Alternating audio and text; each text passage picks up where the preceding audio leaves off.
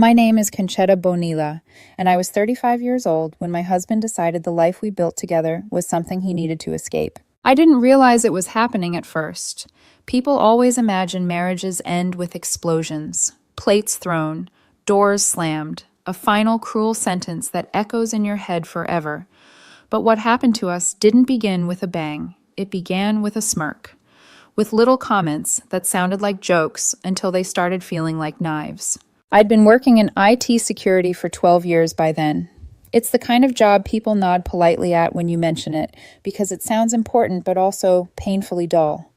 Most days I sat in front of a screen, running audits, patching vulnerabilities, and making sure the systems for companies that didn't know my name wouldn't collapse overnight. It wasn't glamorous, but it paid well, really well. 6 figures, good benefits, steady growth. And with 2 kids to raise, steady was my love language. My husband, Ethan, used to love that about me. Back when we were younger, he'd call me his anchor, the one who made things make sense, the one who remembered deadlines, bills, doctor appointments, and how life can go sideways if you don't keep your hands on the wheel. We met in college. I was the quiet, focused girl who always had a planner. He was the guy who could make a dull party feel like a movie scene.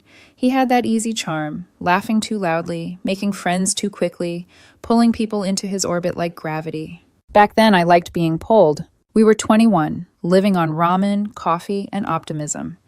We'd go out on Friday nights, spend Saturday bouncing between parties, and collapse on Sunday like we'd earned it. No kids, no mortgage, no reality. Just the intoxicating feeling that life was wide open. We got married at 25. Lily came along when I was 27. Bright-eyed, fearless, already too smart for her own good. Our son Noah followed 2 years later, and suddenly our world had schedules and snacks, and tiny shoes that disappeared in the laundry like magic tricks. And that's when life shifted. Not in a bad way, just in a way that demanded we grow up. I stopped craving loud nights out. I started craving quiet mornings. I found joy in things Ethan didn't even notice. Lily practicing her spelling words, Noah giggling as he built crooked Lego towers, the rare moment when both kids were asleep and the house finally exhaled. To me, it felt like we'd reached the part of the story that mattered. To Ethan, it started to feel like a cage. At first, he hid it, or maybe he didn't know how to admit it. He'd sigh when I suggested staying in. He'd get restless during family movie nights, checking his phone like something better might appear on the screen. Then about 2 years before everything broke, he started hanging out with a new group of friends, people from a gym he'd joined, a men's social club that sounded innocent enough when he mentioned it. They weren't bad people, exactly, but they all shared the same energy. Divorced men, single men, child-free men in their 30s who acted like settling down was a symptom of weakness. They went out constantly. Thursday nights turned into Friday nights. Saturday brunch turned into day, drinking that stretched into midnight. At first, I didn't mind. I told myself Ethan deserved time with friends. Parenting was exhausting, and maybe he needed the release. But the problem wasn't that he went out. The problem was that he started wanting me to follow him into that world, like motherhood should be something I could switch off with a babysitter in a mini dress. The first time he suggested it, I actually laughed. "A club?" I said. "On a Tuesday?" "Ethan, Noah has school in the morning and I have a 6 a.m. meeting." His face tightened like I'd insulted him. "You're always tired," he snapped. "You're always making excuses." "They're not excuses," I said carefully. "They're responsibilities." That word seemed to trigger something in him, like I'd said something dirty. He walked away muttering, "God, you're boring." Boring. It's such a small word, 5 letters, nothing dramatic. But coming from the person who once called me his anchor, it felt like betrayal. I tried to talk to him, tried to meet him halfway, suggested date nights that weren't clubs, dinners, walks, weekend trips when we could plan childcare properly. Suggested we find something together again. He'd agree in the moment and then sabotage it later. Suddenly he'd forget. Suddenly he'd have plans with his friends. Suddenly I'd be the one begging him to show up for the life we'd built. And then came Madison. He didn't introduce her to me directly.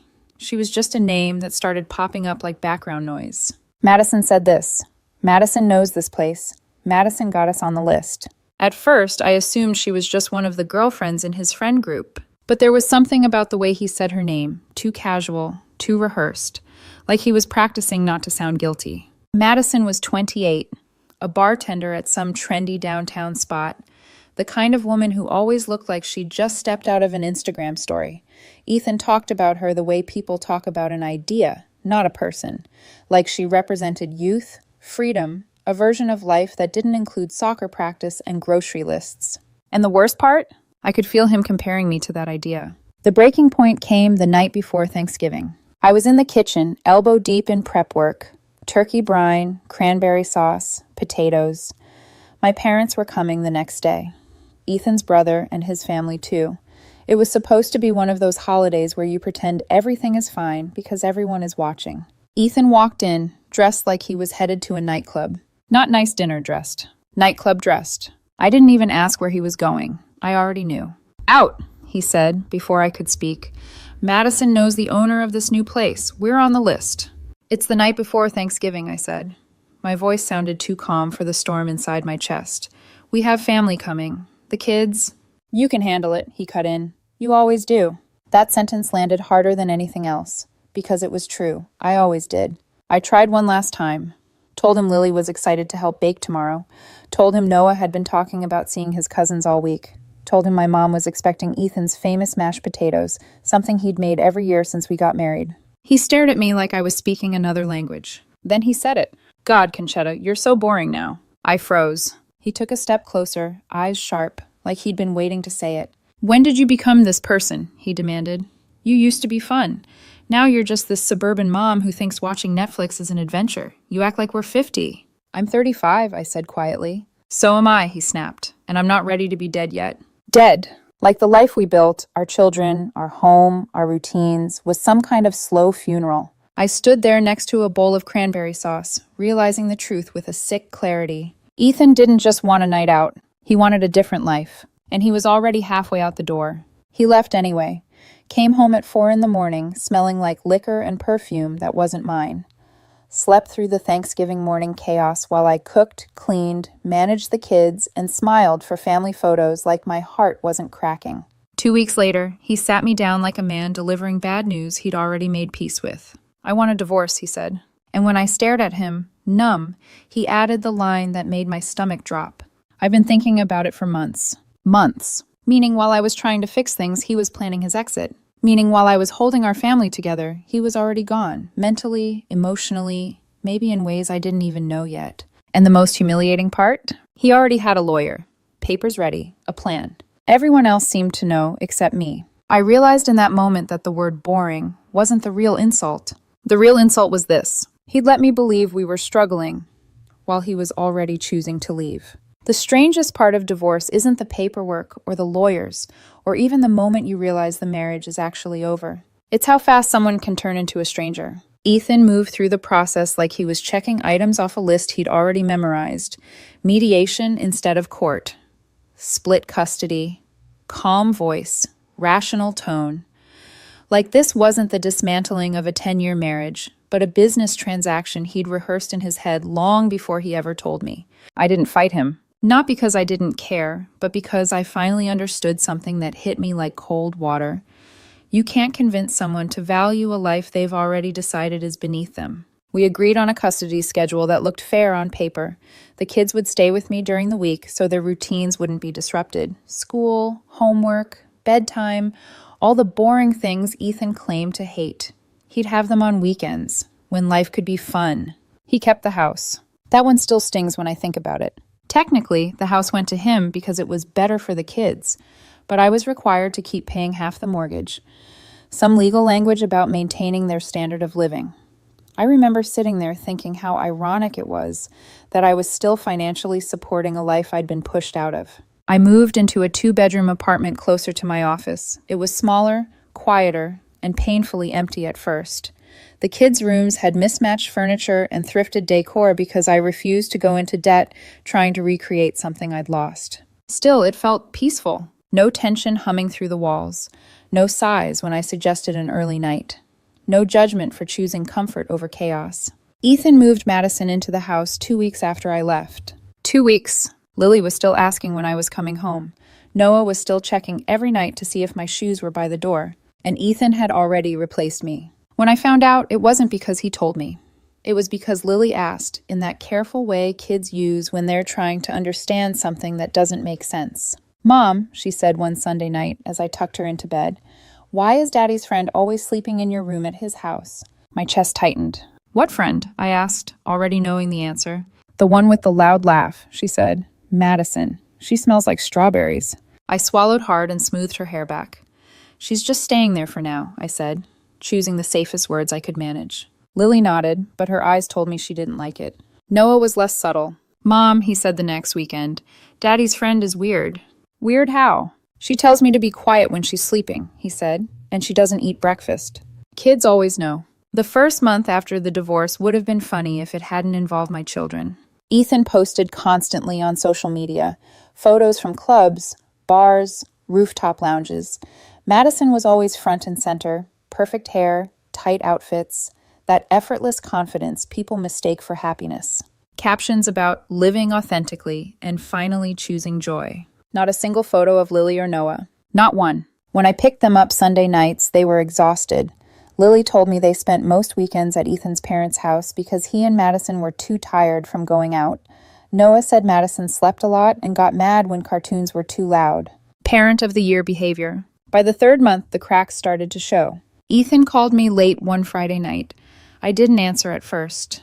Something told me it wouldn't be good news. He called again.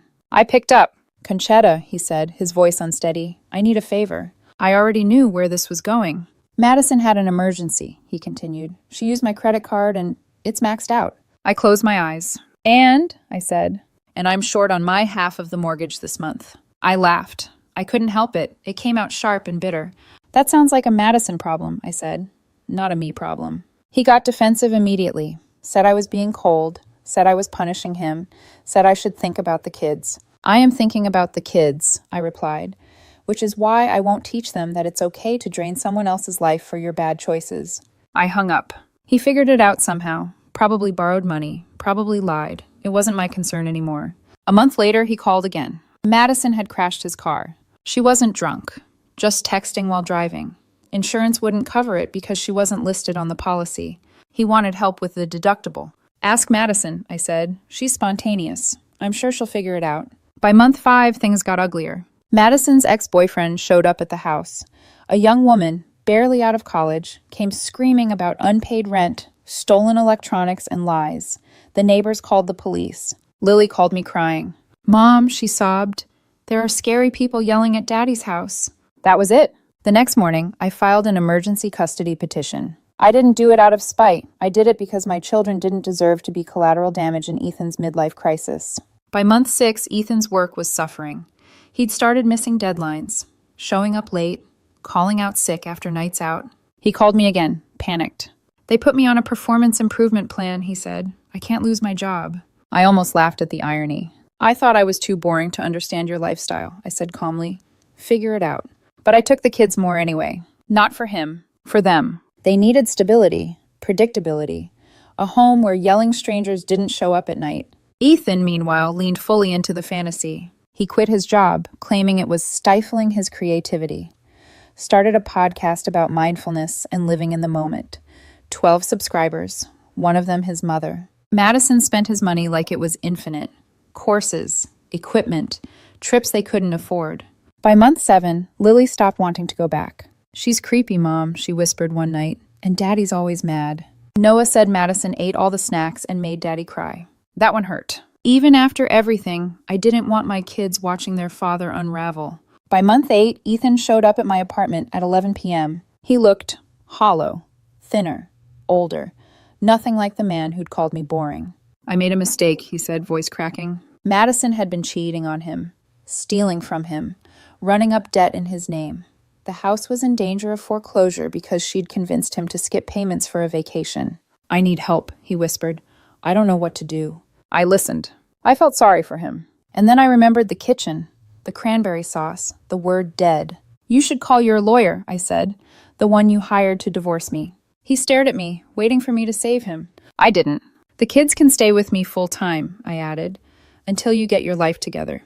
He cried harder at that, but he agreed, because he had no choice. Madison disappeared the way people like her always do. Not with an apology, not with closure, just gone. One day she was living in the house I helped pay for, sleeping in the bed I picked out, spending money Ethan hadn't earned yet. The next, she blocked him on everything, packed what she could carry, and moved in with someone else. Another bartender, another couch, another temporary story. Ethan didn't even get a goodbye. What he did get were the leftovers. Unpaid credit cards, jewelry missing from drawers, charges he didn't recognize but still had to explain, and the slow, nauseating realization that the woman he'd destroyed his family for had never seen him as anything more than a resource. The house went into foreclosure 3 months later. I found out when a notice showed up in my mailbox by mistake. I stood there staring at the envelope, my name still attached to a life I no longer lived, and felt something strange settle in my chest. Not triumph, relief, because the fantasy was finally collapsing under its own weight. Ethan moved back in with his parents at 35 years old, the same parents who had once joked about how lucky he was to have a wife who kept everything together. His father, who never praised me when we were married, apparently told him point blank that he'd thrown away the best thing that ever happened to him. His mother cried on the phone when she called to check on the kids. "I don't understand what he was thinking," she whispered. "You were such a good wife." I didn't answer. What was there to say? The kids adjusted faster than I expected. Children are resilient when they're finally allowed to feel safe. Lily started sleeping through the night again. Noah stopped wetting the bed. Their teachers mentioned improved focus, less anxiety, fewer emotional outbursts. It was like removing chaos from their environment let them breathe. Ethan tried to visit more, tried to be present. But presence isn't something you can turn on like a light switch. He'd show up tired, distracted, haunted by the consequences of choices he didn't know how to undo. He'd promise outings and cancel them, promise changes and revert back the moment things got hard. And the kids noticed. By the time the house officially went back to the bank, they were living with me full time. Ethan lost the house. 6 months later, I bought it. Not out of spite, not out of revenge. It was a good investment. The price was a fraction of its value. And more importantly, Lily and Noah wanted their rooms back. Walking through that front door again felt surreal. The walls still held echoes of a life I thought I'd lost forever. But this time the air felt different. Calmer. Ethan came by once to pick up some mail that still hadn't been forwarded. He stood in the doorway, eyes drifting over the familiar space. "You look happy," he said quietly. "I am," I replied. That seemed to break something in him. That was around the time I met Daniel. It wasn't dramatic. No sparks flying across a crowded room. No whirlwind romance. We met at a cybersecurity conference, two professionals commiserating over bad coffee and long hours. He was 37, divorced, with a daughter a year younger than Lily. He didn't flinch when I talked about kids, didn't make jokes about being tied down, didn't treat stability like a personality flaw. Our first date was lunch. Our second was a trip to Home Depot. He laughed when I told him that was my idea of a good Saturday. "That's not boring," he said. "That's peaceful." The kids liked him immediately. Not because he tried to impress them, but because he didn't try at all. Ethan noticed. He noticed the way Lily talked about Daniel, the way Noah asked if Daniel would be coming to soccer practice, the way my life slowly filled with something solid again. That's when the calls started. Late night, rambling, emotional. "I miss our family," Ethan texted once. "I miss the life we had." I didn't respond. Another night. I didn't know how good I had it. I was scared of getting old. Still nothing. Then he called. Asked if we could try again. For the kids. I laughed. Not cruelly, just honestly. "You left because I was boring," I said. "Nothing's changed. I'm still the same woman." "That doesn't sound so bad anymore," he said quietly. "That's because you confuse chaos with excitement," I replied, "and stability with death." He cried. I didn't go back. The final straw came when he showed up at my office unannounced. Dressed too nicely, holding a container of food like some grand gesture. My coworkers watched as I escorted him outside. "This isn't appropriate," I told him. "You can't just show up here." "I just wanted to show you I've changed," he said, eyes desperate. "I don't need you to change," I said. "I needed you to stay." He tried to kiss me. I stepped back. "Is this because of Daniel?" he snapped. "He's not even that impressive." And there it was. The same entitlement, the same shallow thinking.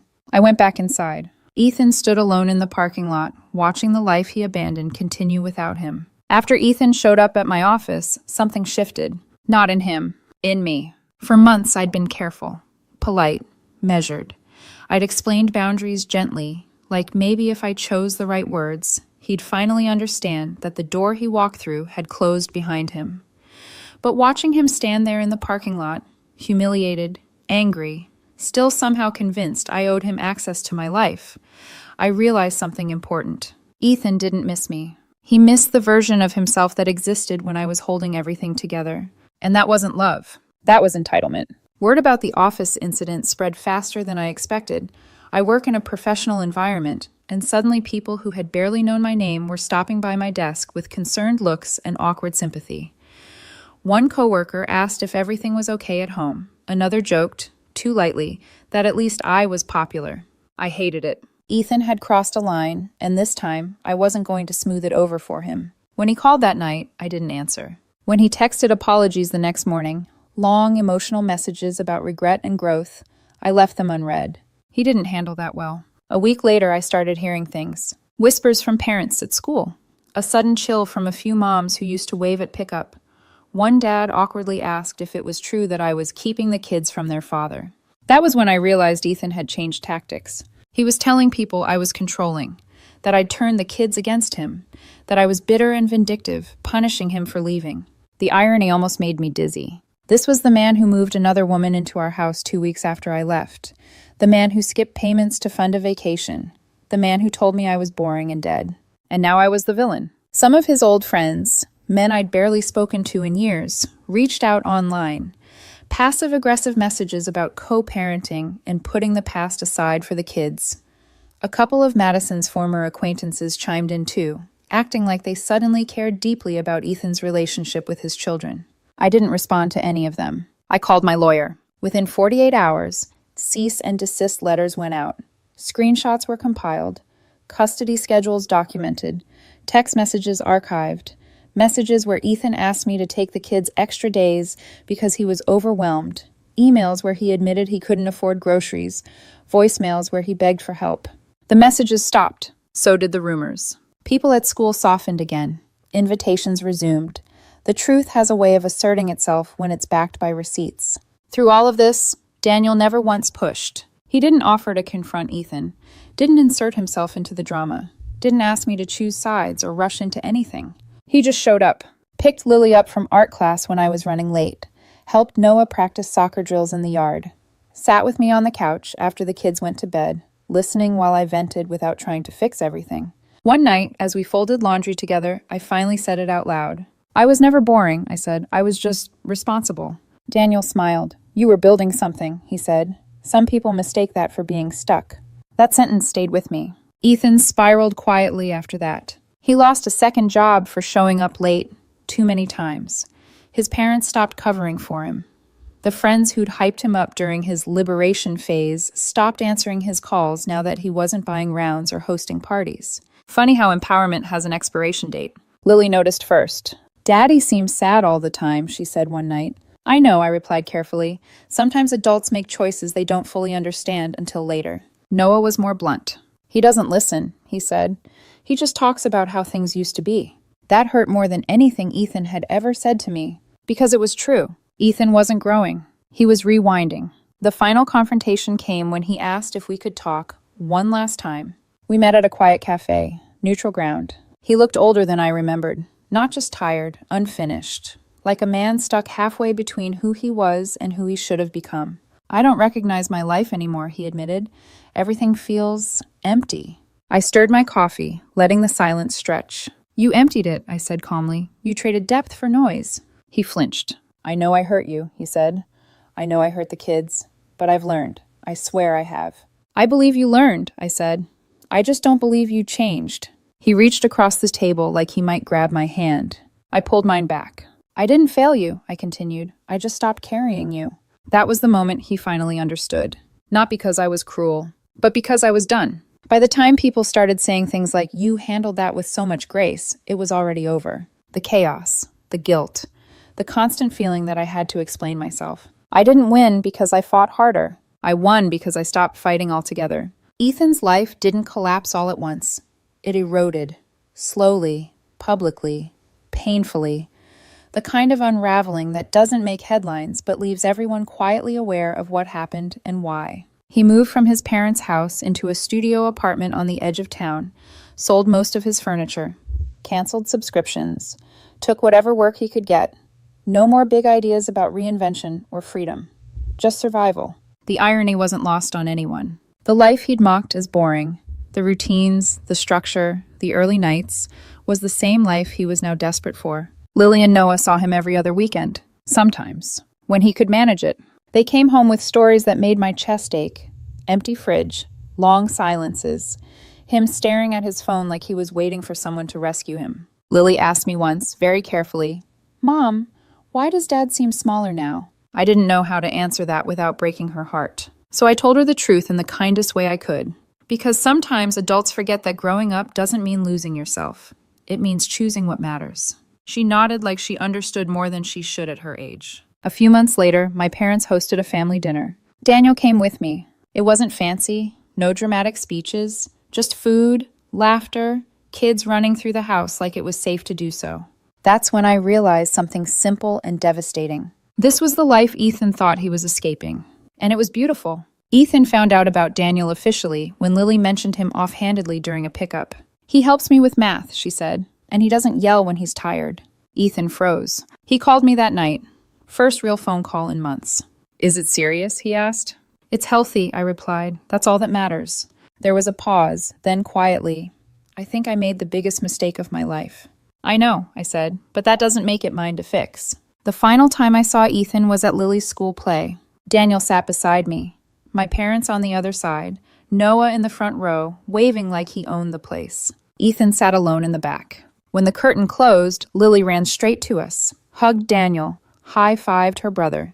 Then, and only then, remembered to go say hello to her dad. Ethan watched it all unfold like someone observing a life he used to recognize. Later, as Daniel took the kids for ice cream, Ethan approached me. "I really did love our life," he said quietly. "I just didn't know it until it was gone." "Yeah," I replied. "That's usually how it works." He looked like he wanted to say more. Apologies, promises, regret packaged as hope. I didn't give him the opening, because closure doesn't require permission. On the drive home, Daniel reached for my hand. "You okay?" he asked. "I am," I said honestly, for the first time in a long time. We've been talking about moving in together, slowly, carefully, making sure the kids feel secure every step of the way. Lily adores his daughter.